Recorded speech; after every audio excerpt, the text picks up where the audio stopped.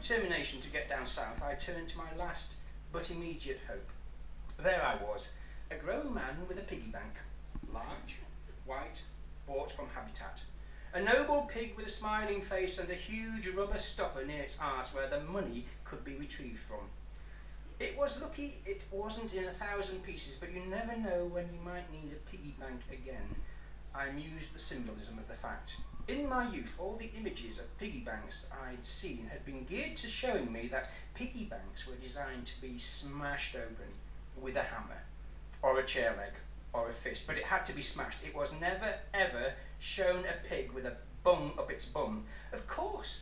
Now those images, those nursery stories, children's books, cartoons, adverts, were designed to show that once you'd broken into your savings, your pig was smashed forever, never to be repaired. You couldn't have both pig, which presumably you'd grown emotionally attached to, and savings, which presumably you'd also grown emotionally attached to. The raiding of your savings was a desperate act to be discouraged and thus promote thrift. Savings were a Victorian virtue. Once you had broken your financial pact with the pig, there was no way back. It was a capitalist pig, there to teach you a lesson in hard economics the China way. But there was the small matter of getting out of the house, which was rapidly turning into another coffin. You'll never get a shag sitting at home watching the telly. High definition doesn't get you laid. Suddenly I relished the thought of smashing my pig open. I ran down to the cellar, rummaged in my toolbox and retrieved a hammer. Now, like the old tool shop joke about bastard files, this was a fuck-off hammer, mean and weighty, a Thor-like instrument of fiscal retribution ready to smash into a kiln-fired Scrooge that was beginning to look like Van Cleef. Adios, amigo. I ran back upstairs, now hammer in one hand, porcelain pork in the other. I raised that hickory-shafted reminder of who's boss way on high, and in one swift movement brought it crashing down past Percy's left ear. I couldn't do it. Not to Percy. He'd been steadfast, loyal. He'd cheerfully guarded his coins for my rainy day. Instead, I whipped out the stopper and shoved my fingers right to his rectum and started waggling them about, desperately trying to feel for any long-lost fivers I might have shoved in there from the top end. Then, there at the very tips of my fingers was the rustle of paper. One, maybe two notes, with a little extra leverage against Percy's corkscrew tail. I could just, yes! I popped a tenner! When had I put that in there? Who gives a shit? I could afford a bus ticket.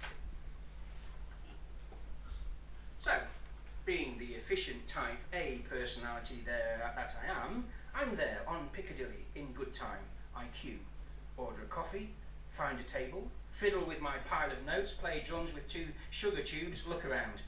I keep an eye out for anyone who sounds posh or looks 50, or both. I get bored with the drums and decide on maracas, an instrument still opposite to my black jeans and leather jacket I'm wearing. The sugar gyrates to the music. If the biddy's any longer in arriving, I could probably work my way through the entire rhythm section. I eye up some strangers who inhabit the queue, females all, some Spanish, some French. One in particular attracts my attention in tight white jeans and cerise-coloured top. Her tan says Latin. Her glasses, sexy. All have that metropolitan look. One of the sugar tubes bursts and Demerara starts dancing all over the table. It's quickly swept off to try its luck on the floor, while all I'm left with are sugary digits trying to sort through the typing of a desperate man, leaving me to curse under my breath. Sticky fingers? It's just the way often I feel, says a voice that rises up from some black suede boots. Boots which are under a pair of tight white jeans. I'm only doing it because I'm meeting someone, otherwise I'd be using my papers to mop up coffee spills, I say, adding that the wages are probably lousy. Well, if I need a wipe, I'll let you know. Do you tip well? Well, it depends how sexy the waiter is. You'll end up bankrupt. Is there anyone who can act as your guarantor? No, I'm a single girl all alone in this great big town. Shame. And Daddy's thousands of miles away. Is that a shame? Nope, what his eye don't see, his heart won't grieve about. I bet you give him plenty to worry over. I'll have you know I have my moments. All of which leaves me suddenly annoyed at the thought of a coach back north. Not that Frank Price chat-ups ever get anywhere. How is it I always meet someone I'm never going to see again after momentary exchanges?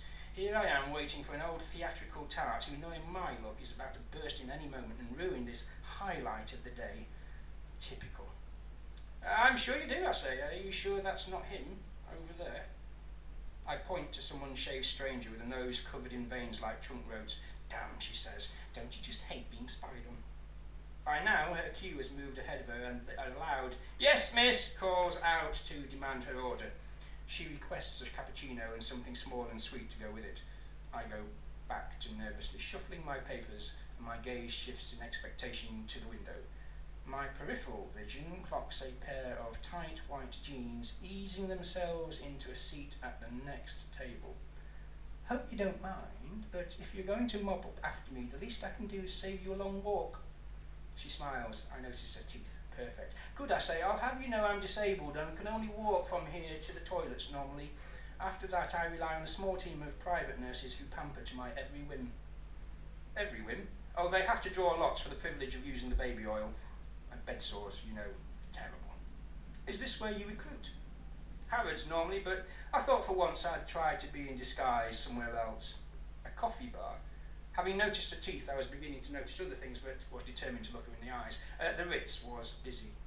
I see. This tatty old leather jacket is merely to discourage gold diggers after my millions. I'm not that sort of girl, totally independent. So, are you meeting someone too, I ask. Sadly, he'll be fat and 50. Well, mine will be 50 and frumpy. Perhaps we should pair them off with each other while we go. My mind ran quickly through the options of things to say. Shopping. You've no money, Frank. Won't make a good impression. Rowing. You can't swim, Frank. Cycling. You can't ride a bike, Frank. Jogging. Poor girl would knock herself unconscious, but think of the kiss of life, Frank. Lazing in the park. Now that's a possibility. A boat trip down the Thames. If you drown, you drown, Frank. The Zoop. Nope. Smells of animal shit. A hotel. Yes, that's it, Frank. Somewhere, I say. And the Ritz is full, darling. You just said so. Buy you a bag of chips, then. You do like chips, I take it?